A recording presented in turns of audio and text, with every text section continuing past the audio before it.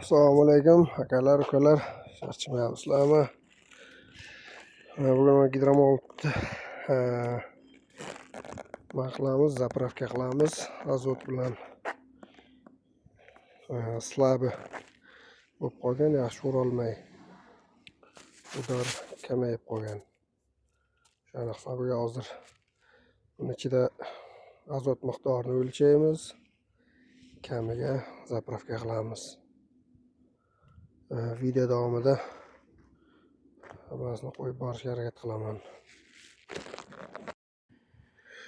Так, datchikni qotirdik uni. Xo'p, yana azot miqdori umuman 0 ga tushib qolgan. O'zi 16 17 bar bo'lishi kerak.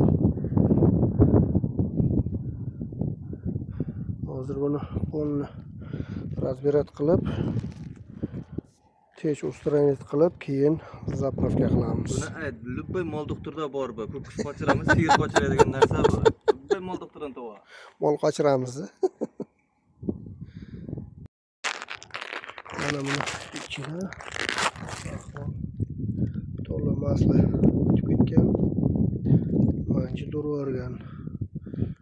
Bu yerda aslida azot bo'lishi kerak. Tak, qotirdingmi? Usta tort. Mana nima qolaganicha. Hop, stop. Mana qo'lsa uzilib ketgan.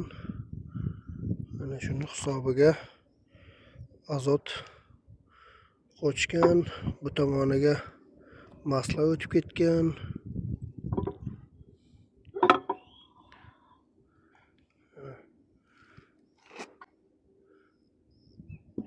Endi buni manchida almashtiramiz. Va ichini tozalash kerak. Hamma tomoni masla olib ketibdi.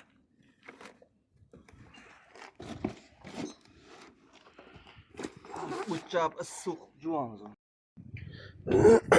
Xudo xohlasa artib yuvib tozaladik. Mana yangi sanlik qo'yildi.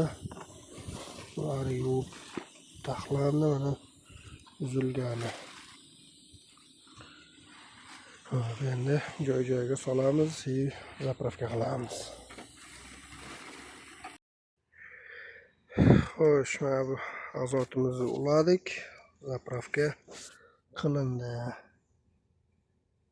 Xo'sh, mana shu 16-17 где-то bar urildi и alkatel o'zi yugurib chiqdi mana.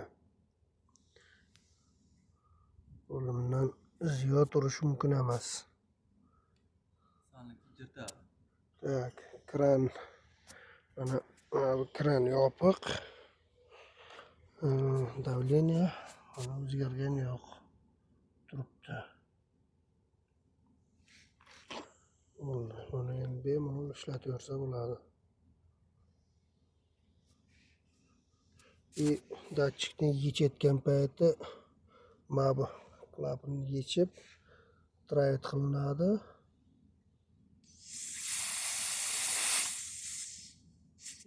Bo'ldi. Mana qotirib qo'yiladi. Endi yana bir tekshirib ko'ramiz. Davleniya bormi? Mana trayet qilganda bir bar kamayaveradi.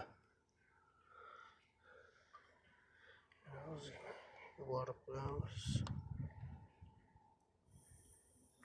Bo'ldi. Mana shunday holicha qoldiramiz. Buni. Tak. Bo'ldi, buni yechamiz. Buni yechamiz.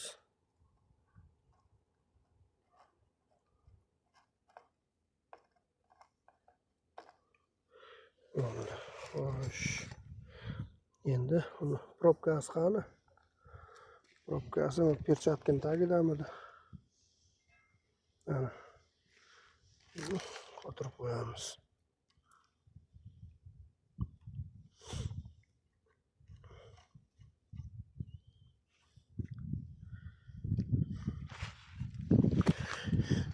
Bo'ldi. Bugungi gidromolt remonti nihoyasiga yetdi. Bemalol ishlataversa bo'ladi endi. Mana gidromolt yig'ib qo'yildi. Hamma tomoni joy-joyida shlanglar ulandi. Breslar qo'yilgan. Endi buni keyingi videolarda ishlashini qo'yib ko'rsataman. Zapravka qilingandan keyin qanday ishlayapti.